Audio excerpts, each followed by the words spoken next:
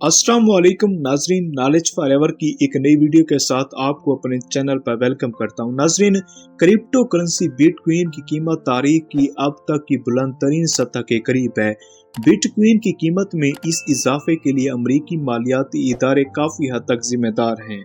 Black rock, greyscale और Fidelity जैसे बड़े सरमायाकारी बैंक इस गैर मुस्तहकम डिजिटल इसासे की खरीदारी में अरबों डॉलर लगा रहे हैं। नाज़रीन, बिटकॉइन के मुनफरद निज़ाम की वजह से पूरी दुनिया में सिर्फ 21 मिलियन बिटकॉइंस ही तख्लीक हो सकते हैं, जिनमें से 19 मिलियन पहले ही बनाए जा चुके हैं।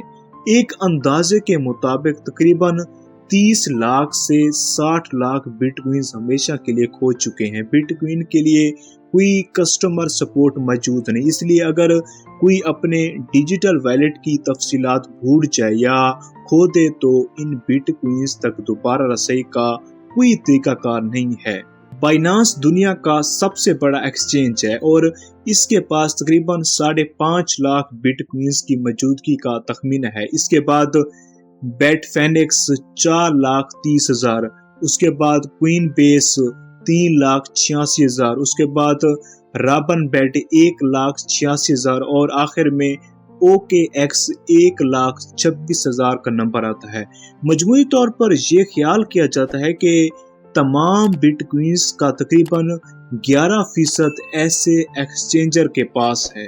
नाजरीन, हमारे जहन में एक क्वेश्चन आता है कि आम लोगों के पास कितने बिटकॉइंस हैं। इस बारे में अंदाजा है कि ये तादाद 10.5 मिलियन है और इन तमाम बिटकॉइंस का तकरीबन निस्फ है जो आज मौजूद हैं। ये तादाद उस वक्त ज्यादा होगी जब आप एक्सचेंजर के पास रखे हुए सिक्कों पर गौर करेंगे, क्योंकि इनमें से ज्यादातर आम लोगों की मालकियत है।